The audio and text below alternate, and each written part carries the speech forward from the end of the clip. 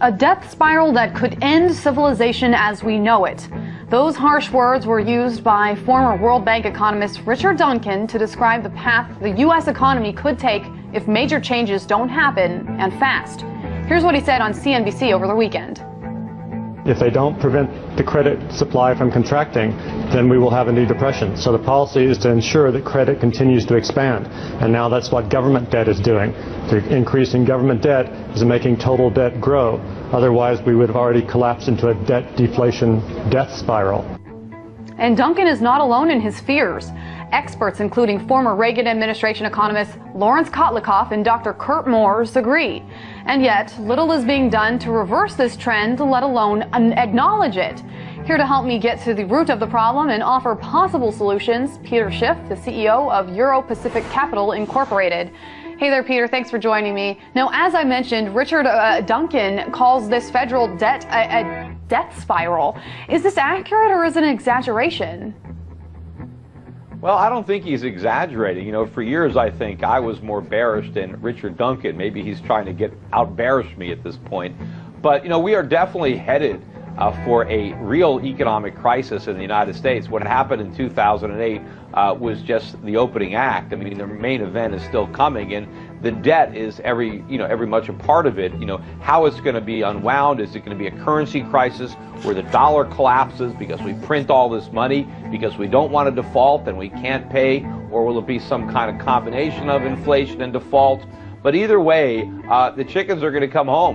The U.S. is going to be held accountable for trillions of dollars that we've borrowed and spent, and we are simply unable to pay it back. And we've created an economy, a phony economy, that is completely dependent on the ability to keep borrowing more money that we can't pay back.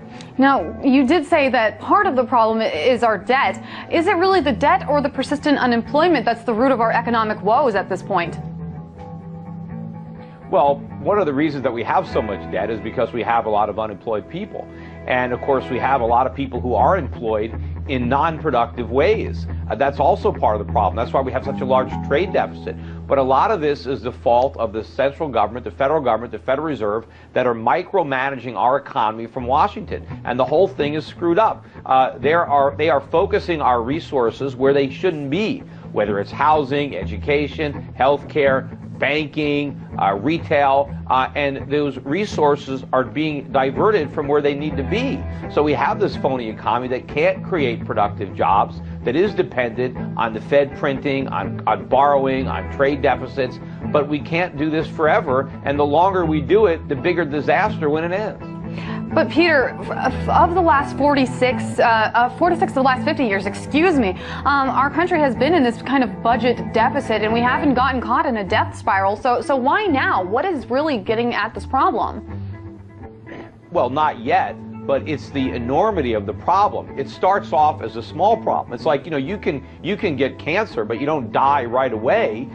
You have to wait until the disease grows to the point that it kills you. And you know, our debt was a cancer, but it's taken a long time for the disease to progress. And I guess it's not fatal at this very second, but we're really close to it. If you look at the size of the debt, you know, the government is forecasting that interest payments on the national debt in 2013 are going to be $228 billion. The last time we had an interest rate bill that low, Ronald Reagan was the president, and the national debt was $2 trillion something. So what's keeping it going is the Fed. If we had to pay a real rate of interest on our debt right now, there is no way we can afford it. I've also heard of the economy being described as a pyramid scheme that could potentially escalate to a point where we can't recover. But let's take a look at what's going on in Cyprus right now. This little island nation's banks were 8 times the size of the country's entire economy, and they imploded. The country was forced to turn to the European Central Bank to beg for money at whatever cost the EU demanded. And that was a $10 billion deal that was actually just reached pretty recently, and it cost the citizens quite a bit. And this tiny nation is making a huge impact on the global economy, particularly the U.S. So let me play you a quick clip. This is how the media portrayed this event.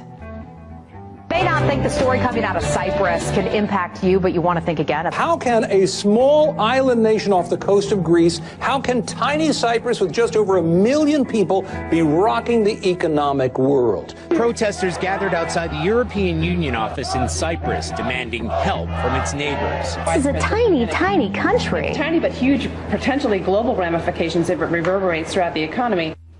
So it's a massive problem, and yet no one even knows where Cyprus is in the U.S. Take a look at this. Yeah. Do you know where Cyprus is? No, ma'am. No? The country? Middle East? Nope. No, not whatsoever. It's by Jerusalem. I mean, Israel. That's not very difficult for somebody who came from Europe. I do not. I do. Between Brazil, wait. Sounds like it's in South America. Cyprus is a very large Mediterranean island just off the west coast of Turkey. So a lot of people don't know where it is, and yet it's having a huge impact. And as I mentioned, they're seizing some 30% of the people's assets, the bank assets that are over $100,000. Can something like that happen here, where the government seizes our savings accounts? Well, first of all, it's not fair to ask Americans geography questions. I mean, a lot of Americans can't even find the United States on a map, let alone Cyprus. But, a lot of Americans didn't know where Greece was either. And it sounds a lot like what we said about the subprime mortgages. It's a tiny little problem. Why should we care? The problem is huge. Just because it's happening first, Cyprus is the tip of a very big iceberg when it comes to banks. Because, we have deposit insurance in America, just like Cyprus. And one thing we have in common is if our major banks failed, if the two largest banks in America were to fail, Bank of America and Citigroup, there's over $2 trillion in deposits there, and the FDIC has about $25 billion. That's it. And of course, it's all in U.S. Treasuries. So if large banks were to fail in America, depositors are going to take losses too. And of course, what everybody forgets is American depositors are already suffering a deposit tax. It's called quantitative easing. 0% interest rates is a way the government confiscates the interest that you would ordinarily earn on your bank account. And because quantitative easing means that there's inflation, it means prices go up. We are paying a very severe deposit tax every year in the United States. And unfortunately, I think it's going to get much larger as the years go on. All interesting points, Peter Schiff. That's why we turn to you for analysis. CEO of Euro Pacific Capital, Peter Schiff.